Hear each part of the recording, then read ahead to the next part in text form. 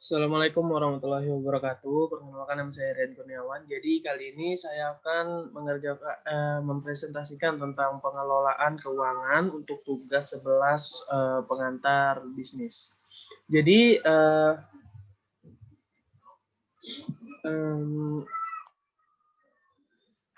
konsep dasar keuangan. Yang pertama itu adalah pengertian fungsi keuangan, yaitu finance adalah fungsi bisnis yang bertanggung jawab mendapatkan dana, pengelolaan dana, dan merencanakan penggunaan dana untuk pembelian berbagai aset perusahaan.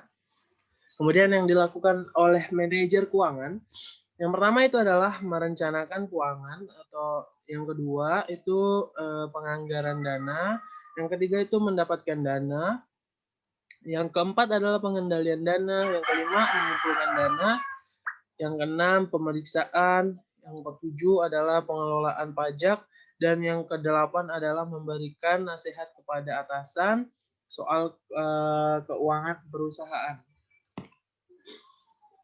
Kemudian tugas pokok manajer keuangan itu apa sih?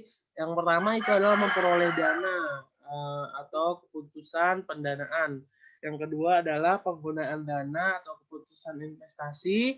Yang ketiga adalah pembagian laba atau kebijakan dividen. Nah, di sini kita masuk ke tujuan manajer keuangan.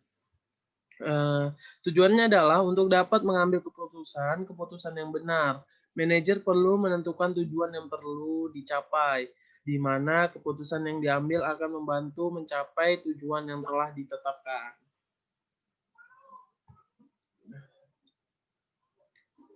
Kemudian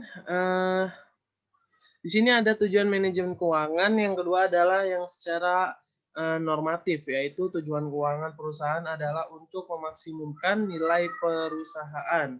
Kemudian apa itu nilai perusahaan? Adalah harga yang sanggup dibayar oleh calon pembeli apabila perusahaan tersebut dijual.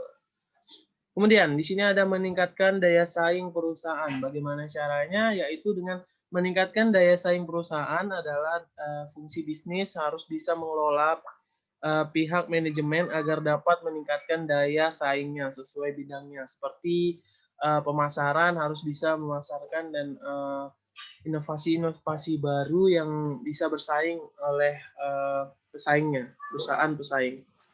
Kemudian di sini ada nilai waktu uang. Konsep ini penting karena seringkali analisis keuangan selalu berdasar pada data historis menurut prinsip-prinsip akuntansi. Tetapi nilai uang pada waktu yang berbeda tidak dapat disamakan. Itulah faktanya, bahwa nilai uang pada waktu yang berbeda tidak dapat disamakan.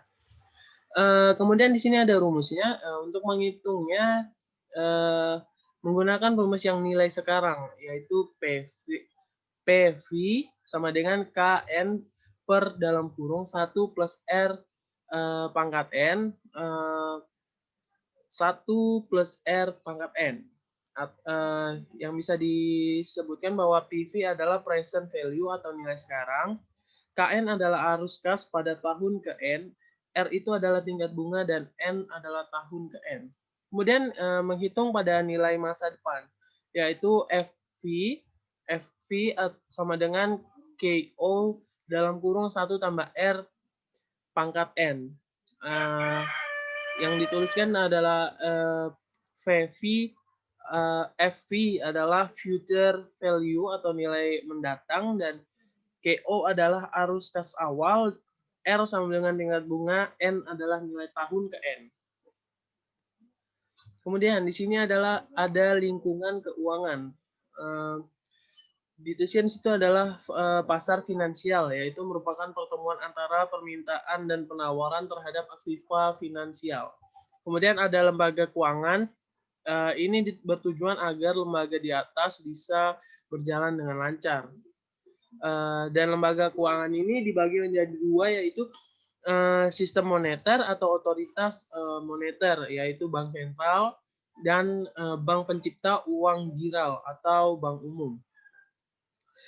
Di luar sistem moneter ada juga, yaitu bank pengkreditan rakyat, lembaga pembiayaan, perusahaan asuransi, dana pensiun, lembaga di bidang pasar modal. Kemudian di sini ada keputusan pendanaan perusahaan, yaitu guna membiayai operasi sehari-hari dalam konteks perusahaan. Yang kedua adalah guna membiayai penjualan kredit, guna membiayai penyediaan pembiayaan, dan guna membiayai pembagian aset penting. Pembagian aset penting. Kemudian, di sini ada alternatif sumber dana yang bisa didapatkan, yaitu dari modal utang atau debt capital, atau modal ekuitas, equity capital, pembiayaan jangka pendek, dan pembiayaan jangka panjang. Kemudian, pada dasarnya laba dapat dibagi menjadi dua, yaitu dividen dan laba ditahan untuk diinvestasikan lagi. Di sini juga ada teori kebijakan dividen. Ada dua yang mendasarinya. Yang pertama itu adalah teori ketidakrelevanan dividen yang dikatakan oleh Miller dan Midgley pada 1961. Yang kedua itu adalah teori bird in the hand yang dicetuskan oleh Gordon dan Linier pada tahun 1963. Secara teori, dana yang dibagikan sebagai dividen adalah sebagai berikut, yaitu dividen sama dengan EAT plus penyusutan dikurangi investasi aktiva tetap dan dikurangi penambahan modal kerja. Kemudian, menentukan kebijakan dividen, yaitu harga saham secara fundamental dipengaruhi laba dan dividen tunai per saham. Kemudian sebaiknya perusahaan tidak menetapkan dividen dalam jumlah terlalu besar. Yang ketiga, bila ada peluang bagus, lebih baik mengurangi pembayaran dividen daripada menerbitkan saham baru. Yang keempat itu adalah preferensi pemegang saham.